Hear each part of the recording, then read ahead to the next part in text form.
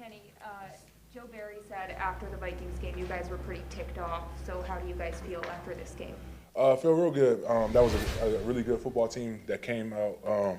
They had a bye week, extra week to prepare for us, and came out and got a good win. Still stuff to clean up as a defense. Giving up big plays and all that kind of stuff, but really proud about our performance, how we played in the run game.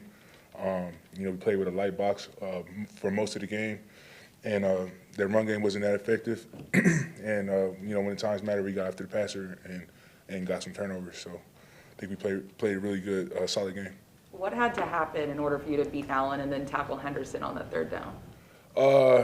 They got me. They got me. The third quarter with that same play, and I just seen the same formation, seen the same thing, and played it right. Played it right that time.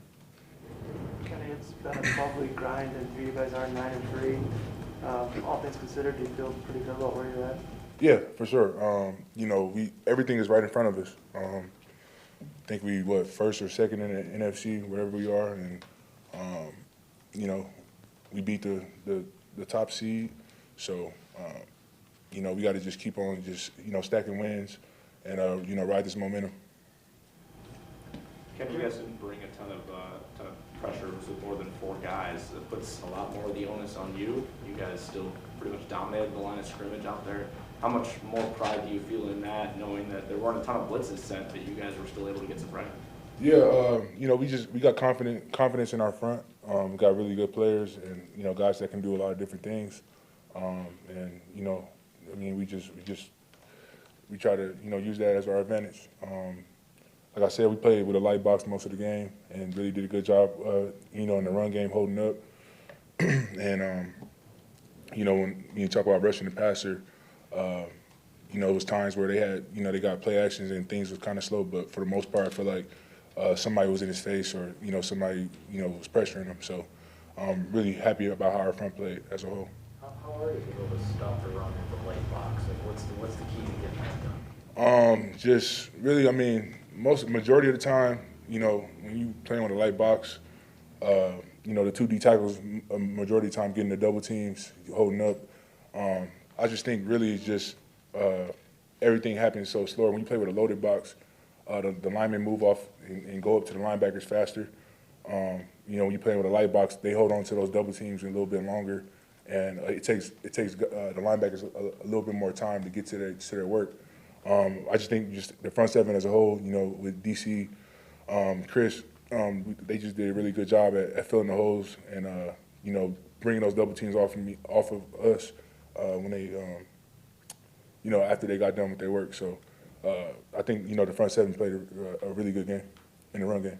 When you go into a game like that, is it almost like you're going to have to sacrifice yourself or the whole game because you're not getting a whole ton of help from blitzes and extra pressure? You go into in the game plan just knowing, watching film and knowing the personnel that they go in. They were a big 11 personnel team, so we were pretty much in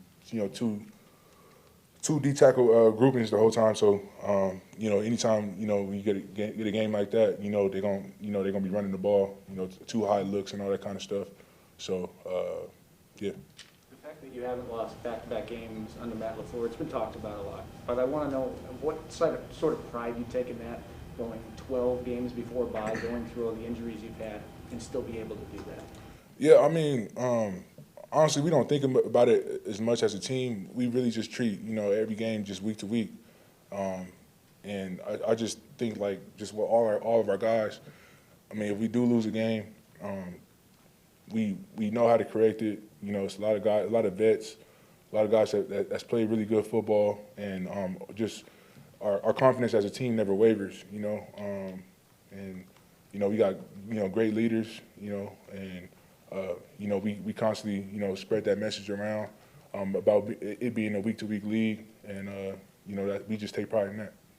You talk about the 2 big plays. Gary strip sack, P gets it, and then obviously Rasul pick 6. You gave up 2 explosives, but you guys contributed 2 game-changing plays as well. Yeah, those plays were huge in the game.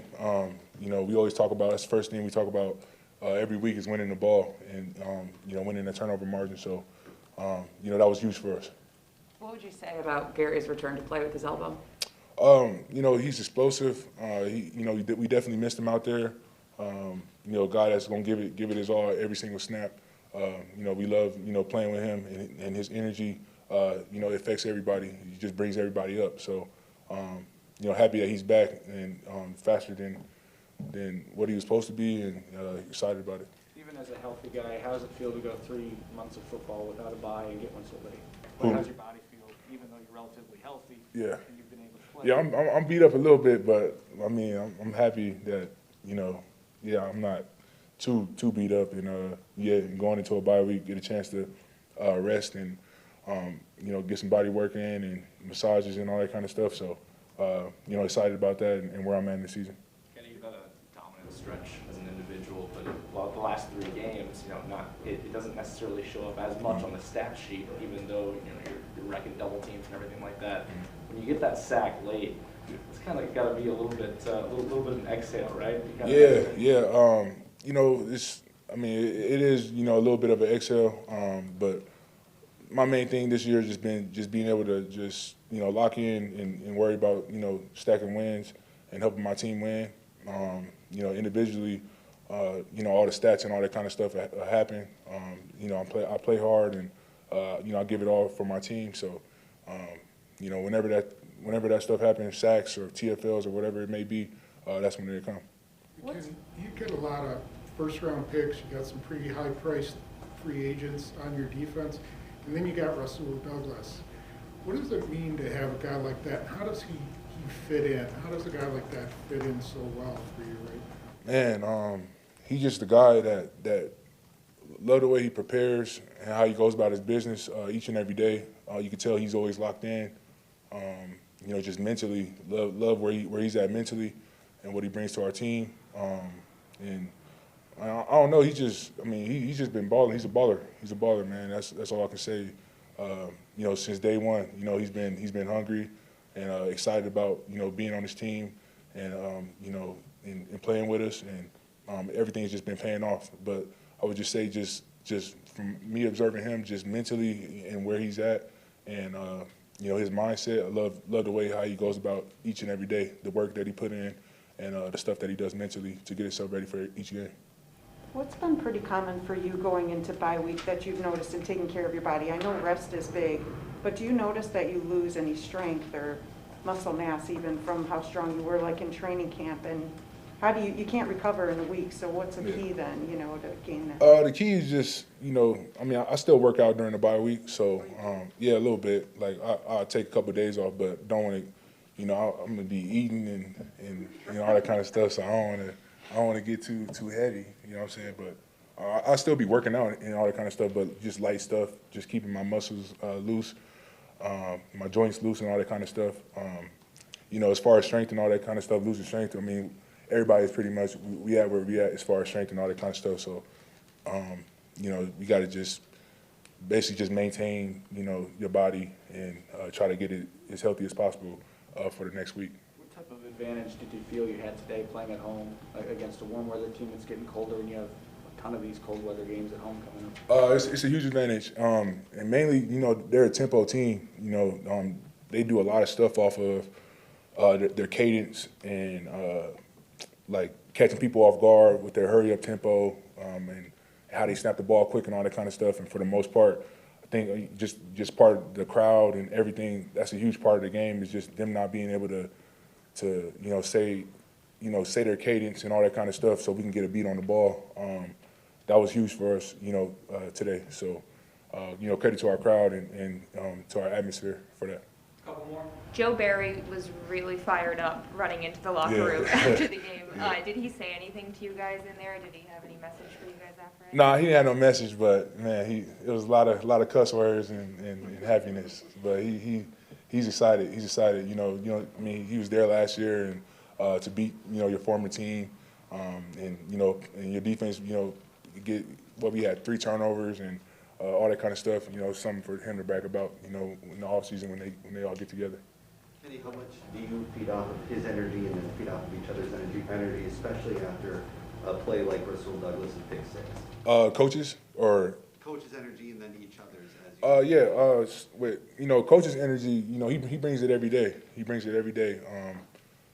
We all feed off of that, all that kind of stuff. And then with Rasul, just like I said, since day one, he came in and put in the work, to be where he is today. So his energy and the things that he sees when he gets on the field and the plays that he makes, that just energizes us as a whole, and makes us play harder.